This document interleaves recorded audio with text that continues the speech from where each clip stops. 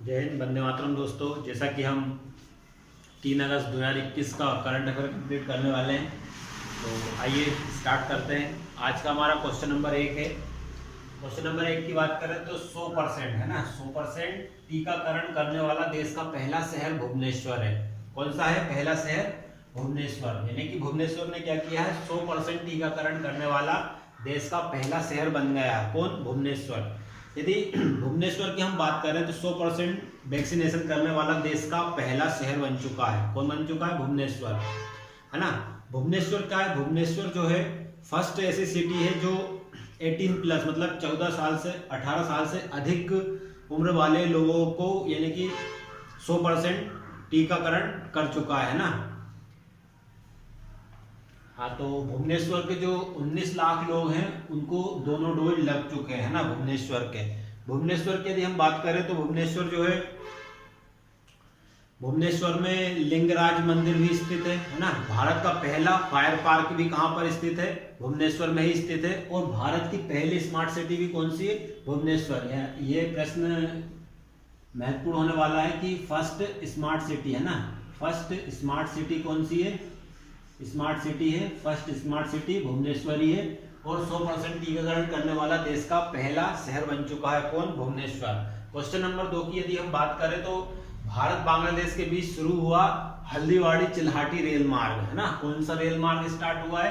Haldibari Chilahati rail मार्ग। तो यदि भारत बांग्लादेश की बात करें तो भारत और बांग्लादेश के बीच हल्दीवाड़ी चिल्हाटी रेल मार्ग का उद्घाटन दिसंबर 2020 में नरेंद्र मोदी जी और शेख हसीना, है ना, जो कि बांग्लादेश की सीएम है ना। बांग्लादेश की प्रधानमंत्री कौन है? तो शेख हसीना। क्या नाम बांग्लादेश की प्रधानमंत्री का नाम है? बांग्लादेश की प्रधानमंत्री शेख हसीना, है ना। तो इनके द्वारा भारत के जो प्रधानमंत्री है नरेंद्र मोदी जी और शेख हसीना जो कि बांग्लादेश के प्रधानमंत्री है, उनके द्वारा इसका उद्घाटन किया गया था। किसका? हल्दी घाटी चिल्हाटी रेल मार्ग का इनके द्वारा उद्घाटन किया गया था। इन दोनों के बीच मिताली एक्सप्रेस भी चली है ना। ये हल्दीवाड़ी चिल्हाटी रेल मार्ग के अलावा एक और रेल मार्ग, यहाँ पर एक और ट्रेन चलाई गई। कौन सी ट्रेन चलाई गई इन दोनों के बीच? मिताली एक्सप्रेस। मिताली लिख लेते हैं, मिताली एक्सप्रेस भी भारत और बांग्लादेश के बीच ही चलाई गई है ना। मिताली एक्सप्रेस। मिताली एक्सप्रेस किन के बीच चलाई गई है? भारत और बांग्लादेश के बीच चलाई गई है ना। और हल्दीवाड़ी चिल्हाटी रेल मार्ग भी अभी स्टार्ट किया गया है। किनके द्वारा स्थापना की गई थी? प्रधानमंत्री शेख हसीना जो कि बांग्लादेश के प्रधानमंत्री और भारत के प्रधानमंत्री नरेंद्र मोदी जी द्वारा इसका उद्घाटन दिसंबर 2020 में किया गया था। इसका उद्घाटन कब किया था? तो इसका उद्घाटन किया था दिसंबर 2020 में। दिसंबर 2020 में इसका उद्घाटन किया गया था। भारत के क्वेश्चन नंबर 3 है, भारत के 8 प्रमुख क्षेत्रों में उत्पादन हुई 8.9% की वृद्धि हुई, है ना। तो भारत के 8 प्रमुख क्षेत्रों में उत्पादन में हुई 8.9% की वृद्धि, है ना। अब ये क्या है? 8.9% की वृद्धि। तो 8 कोर इंडस्ट्री है ना। कितनी है? 8 कोर इंडस्ट्री के सूचकांक में औद्योगिक उत्पादन सूचकांक, मतलब कि औद्योगिक उत्पादन सूचकांक देखा जाता है, इसमें 8 कोर इंडस्ट्री इनमें जो शामिल है ना। तो जो 8 कोर जितनी भी कितनी कंपनियां हैं इसमें? 8 कोर इंडस्ट्री इसमें शामिल है। 8 कंपनियां हैं जो कि कोर कंपनी है ना। 8 कोर कंपनियां इसमें शामिल है जो कि अलग अलग उद्योगों अलग अलग उत्पादन से संबंधित है ना। इनमें 8.9% की वृद्धि की गई है ना, हुई है। तो 8 कोर इंडस्ट्री के सूचकांक में औद्योगिक उत्पादन सूचकांक 8 कोर इंडस्ट्री इनमें जो ग्रोथ हुई है उनको यहाँ पे बताया गया है। कितनी इसमें प्रतिशत वृद्धि हुई है? तो 8.9% की वृद्धि हुई है। आधार वर्ष कौन सा था? तो इनका आधार वर्ष था 2011-12। इनका क्या था? आधार वर्ष था। अब इसमें जो 8 कोर कंपनियां हैं कौन कौन सी है? यदि 8 कोर कंपनियां की अगर हम बात करें, 8 कोर कंपनियों की यदि हम बात करें तो पहला स्थान किसका है? रिफाइनरी का। पहला स्थान किसका है? पहला स्थान है रिफाइनरी का। दूसरा स्थान है बिजली विद्युत क्षेत्र का, है ना। तीसरा स्थान है स्टील स्टील जो भी प्लांट है ना, स्टील प्लांट। चौथा स्थान है कोयले का। पांचवा स्थान जो है कच्चा तेल हो गया। छठा स्थान हो गया प्राकृतिक गैस, है ना। सातवें स्थान हो गया सीमेंट, और सातवें स्थान हो गया सीमेंट का, और आठवें स्थान हो गया उर्वरक का। ये 8 कोर इंडस्ट्री के रूप में जाने जाते हैं ना। कौन कौन से 8 कोर इंडस्ट्री के रूप में जाने जाते हैं यदि हम बात कर लें पहले से, तो पहला है रिफाइनरी, और दूसरा है बिजली, तीसरा स्टील, कोयला, है ना, कच्चा तेल, प्राकृतिक गैस, सीमेंट, उर्वरक, है ना। ये सभी 8 क्षेत्र हैं जो कि कोर इंडस्ट्री के रूप में जाने जाते हैं। तो इनमें 8.9% की वृद्धि देखी गई है ना। 8 कोर कंपनियां हैं। पहले स्थान पर कौन सी है? रिफाइनरी कंपनी है ना। फर्स्ट स्थान पर है रिफाइनरी कंपनी, है ना। रिफाइनरी फर्स्ट स्थान पर है। और 8वें स्थान पर कौन है? तो 8वें स्थान की बात करें, यदि हम 8वें स्थान की बात करें तो 8वें स्थान पर है उर्वरक, है ना। उर्वरक 8वें स्थान पर है। तो ये जो 8 कोर कंपनियां हैं उनमें 8.9% की वृद्धि देखी गई है, जो कि प्रमुख क्षेत्रों में उत्पादन से संबंधित है ना। क्वेश्चन नंबर 4 है, ओडिशा तेंदुओं की करेगा डीएनए प्रोफाइलिंग। जो ओडिशा क्या करने वाला है? जो तेंदुए हैं उनकी डीएनए प्रोफाइलिंग करेगा। कौन? ओडिशा तेंदुओं की करेगा डीएनए प्रोफाइलिंग। तो ओडिशा, अब डीएनए क्या होता है? डीएनए प्रश्न उठता है कि डीएनए क्या होता है। तो ओडिशा जो है क्या करने वाला है? डीएनए प्रोफाइलिंग करेगा। किसकी? तेंदुओं की डीएनए प्रोफाइलिंग करेगा। अब हम यदि डीएनए की बात करें तो अनुवांशिक पदार्थ होता है डीएनए। क्या होता है? अनुवांशिक पदार्थ होता है डीएनए, है ना।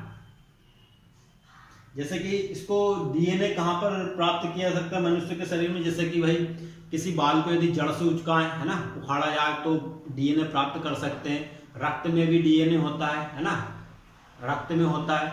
तो वहां से क्या हम डीएनए प्राप्त कर सकते हैं। तो ओडिशा तेंदुओं की करेगा डीएनए प्रोफाइलिंग करेगा। अब डीएनए के द्वारा पहचान करना, क्या करेगा? डीएनए के द्वारा जो भी वहां के तेंदुए हैं उनकी पहचान करेगा।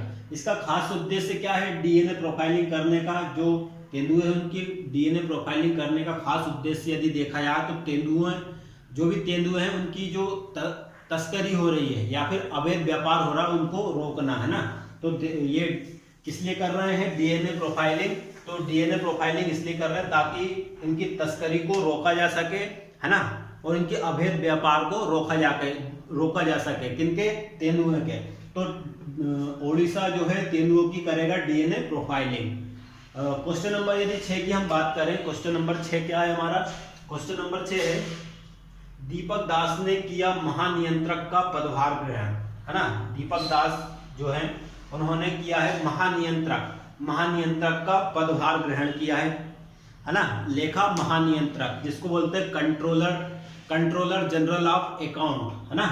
क्या बोलते हैं? महानियंत्रक को यदि महानियंत्रक की बात करें तो कंट्रोलर जनरल ऑफ अकाउंट बोलते हैं। खातों का रक्षक भी बोलते हैं महानियंत्रक को। क्या बोलते हैं? खातों का रक्षक। तो लेखा महानियंत्रक, कंट्रोलर जनरल ऑफ अकाउंट, खातों का रक्षक होता है। ये महानियंत्रक किसका रक्षक होता है? खातों का रक्षक होता है। वर्तमान में दीपक दास को बनाया गया है, दीपक दास जी को क्या बनाया गया है? महानियंत्रक बनाया गया है ना।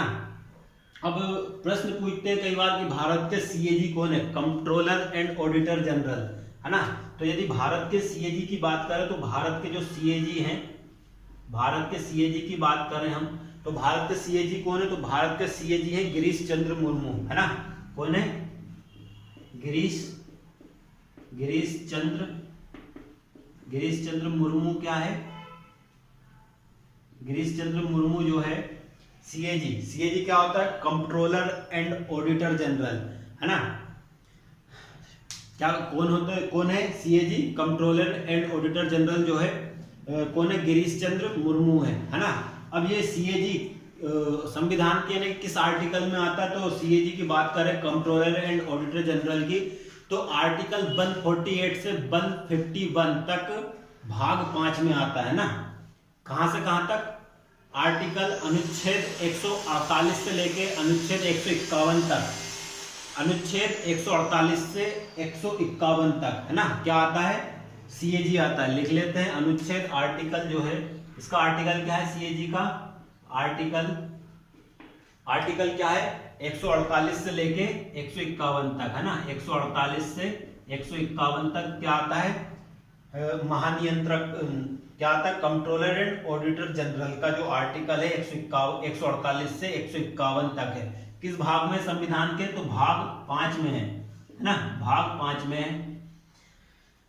है ना। तो इनका अकाउंट को चेक करना है ना। तो दीपक दास ने किया महानियंत्रक का पदभार ग्रहण, और सीएजी कौन है हमारे, कंट्रोलर एंड ऑडिटर जनरल, महालेखा परीक्षक है ना। ये क्या करते हैं, ऑडिटिंग का काम करते हैं, कौन, गिरीश चंद्र मुर्मू। आर्टिकल 148 से लेके 151 तक है, भाग 5 के अंदर, है ना। इनका कार्य क्या होता है, सीएजी का अकाउंट को चेक करना, ऑडिटिंग करना, है ना। क्वेश्चन नंबर 6 की यदि हम बात करें